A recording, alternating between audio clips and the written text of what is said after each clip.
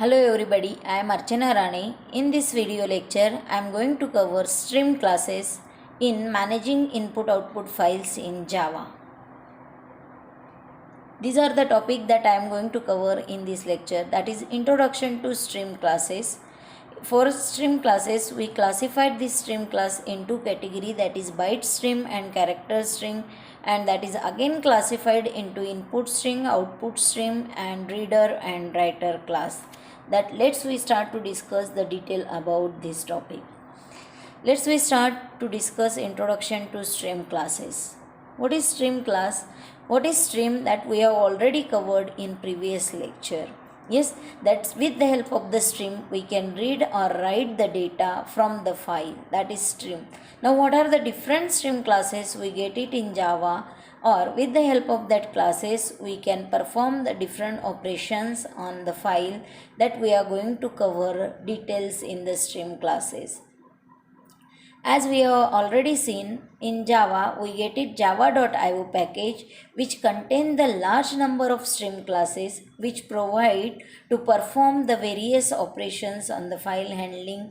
Yes, that is all the type processing of all types of data we can do it. And as I said it, that it is classified into two groups, that is first is byte stream and second is character stream. Byte stream is focused to handle the operations on the byte, whereas the character string is focused to handle the operations on the character. The detailed classification for stream classes is shown in a figure in next slide. This is a classification of stream class. As I already said that it is classified into two categories, that is byte stream and character string. This byte stream is again divided or classified into two categories, that is input stream and output stream. And with the help of this input and output stream, whatever data is stored either in a memory or file or in pipe, we can read or write the data. Similarly, for character string is divided into the reader class or writer class, and whatever data we may have in memory, file or pipeline, we can read or write the data. This is a classification of Java stream classes. Let's we start to discuss the more details about byte stream classes. Byte stream, as I already said, the byte stream class is handling the operations with the help of byte.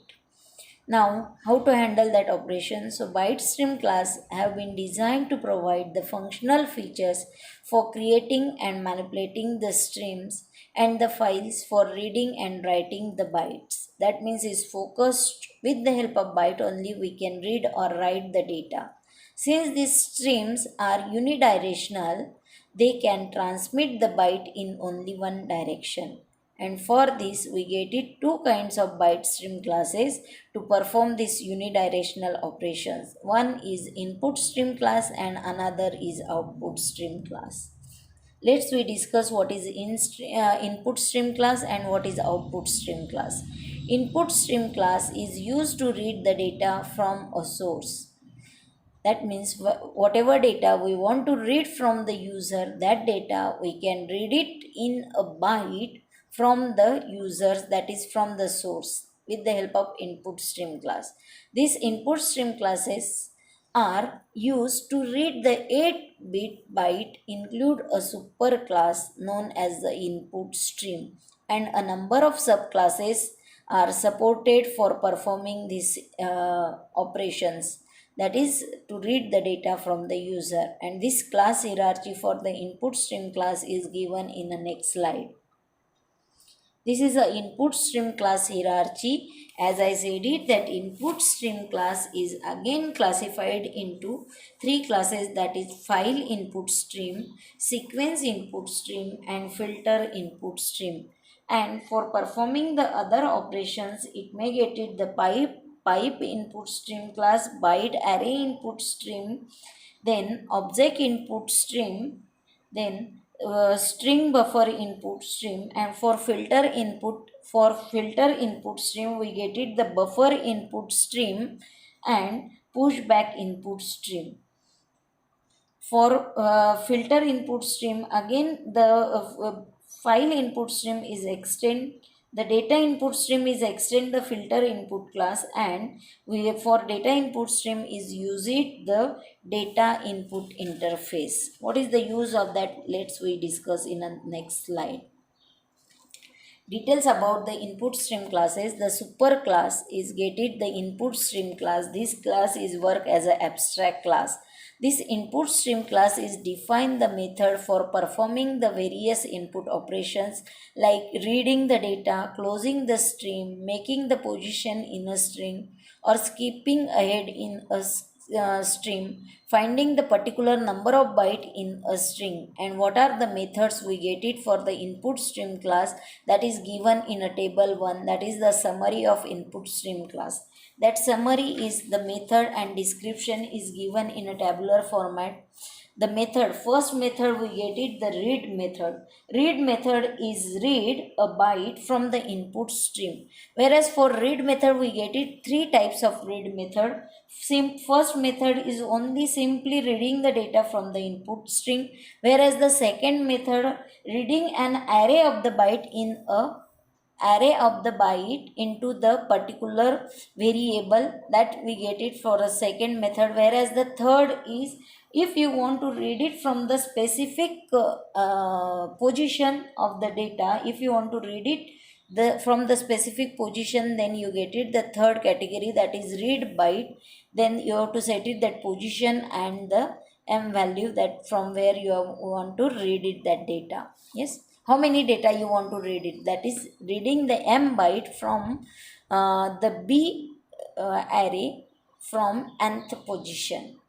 Next method you get it available. To check it that data is available or not, skip, as that name is given, that n number of byte can be skipped while reading the data. If you want to reset, that means you want to again go back to the beginning of the string, you may use the method called reset, and close if you want to close that string. The class data input stream extend, as I said it, the filter input stream and implement the interface called as the data input stream. This class can be implement the again specific methods that is given into the table 2, that is data input interface method. Yes, that method is help to read if you want to read the short data, integer data, long data, float data, double data, line data, character data, boolean data, or whatever Unicode format is given, that is UTF format, UTF data, you can read it from by using the data input interface. Sorry. This is all about the input stream, whereas the second classification for the byte stream is output stream classes. Output stream class is used to write the data from the file. Yes, these output stream class are divided from the base class output stream as it's shown in a figure. Output stream class is further classified into file input stream, then the object output stream, or byte array output stream, or filter output stream, or pipe output stream, buffer output stream, pushback output stream, data output stream, or data output. Yes.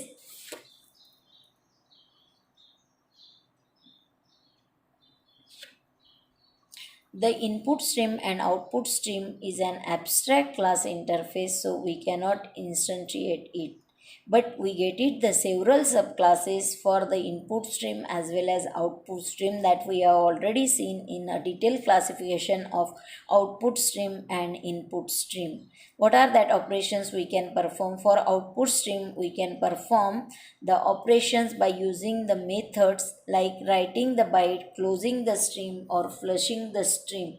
And for performing this, we get it the number of operations, number of methods. So what are the methods we get it for the output stream class? The method we may get write method, it's similar to the read method. Yes, that read the data from the output stream. Then if you want to read the specific data from the array, you may use it the second method. Third method, again it's similar to the read method, that write the m byte from the array from the particular starting position, or you may close your stream or flush the stream. Next is data input stream is implement the following method that contain in a data output interface. That method you get it the write short method, or write integer, long, float, double, byte, character, boolean, or again unicode data. This data is help to write on a screen. This is all about the output stream, that is about the byte stream class in a stream class, whereas the second category for the stream class is character stream class. Character stream class is used to read the character data. While reading the character data, we get it the character stream classes, and this can be used to read and write the 16-bit Unicode character. Now 16-bit Unicode character means 2 byte data we can read it. Yes, like the byte stream we get it the two kinds of the character stream classes here, that is reader stream class and writer stream class, whereas in byte stream we had seen input stream class and output stream class. Let's we see details about the character stream classes, that is about the reader stream class and writer stream class. Reader stream class. Reader stream classes are designed to read the character from the file. This reader class is a base class for all other classes in this group is shown in a figure. Yes, and this class functionality is similar to the input stream class functionality, only the difference where we use it in a byte stream class we can use it the byte, whereas here we can use it the character. Yes, and the classification is given for the reader class is buffer reader, character array reader, input stream reader, string reader, pipe reader, filter reader, pushback reader, and file reader. Writer stream class. Writer stream class are designed to perform all output operation on file. The difference is again that for the output stream class and the write stream class is there we use it to write the byte, where we are using the write characters, and this is an abstract class which act as a base class for all other writer classes here, which is shown in a figure. For writer class again we get it the different classes, that is buffer writer, character array writer, filter writer, print writer, string writer, pipe writer, output stream writer, and file writer. This is all about the stream classes, whereas we get it the other useful input output classes, that means with the help of these other input output classes also we can read and write the data in a file. Let's we have a look on it. Other useful input output classes, that also we get it in java.io package, we support the to performing the specified functions. We get the two classification for that may include the random access file and stream tokenizer. What is this random access file? So random access file is enabled to read and write the byte or the text or data type to any location in a file. It is use the appropriate permission. By using that permission you may read or write the operations or perform the functionality in a file handling, whereas this class is extend the object class and implement the data input and data output interface as shown in figure 6. Whereas the stream tokenizer class is it's a class, it is a subclass of the object class, can be used to breaking up the stream in a text format as an input text file into the meaningful pieces called as the tokens. That means whatever informations you want to read it, that information can be split into the pieces. That pieces is called as the token, and the behavior of this class is similar to the stream tokenizer class, which you get it in java.util package. Yes, that means this class you are getting in java.io package as well as java.util package also. The classification for this other useful classes is given in a figure, as I said it, that with the help of object class, which is a base class for Java, is we can get it the two interface, that is data input and data output. Yes, and can be used with the help of object data input and output. We can create the Java random access file, which can be held to read and write the data in a file. Simply we have to set it some permissions for it, and then we can perform it. This is all about the stream classes, and now we can perform the number of operations, file handling operations, by using the stream classes.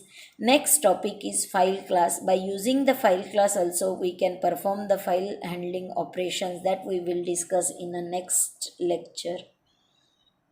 Thank you.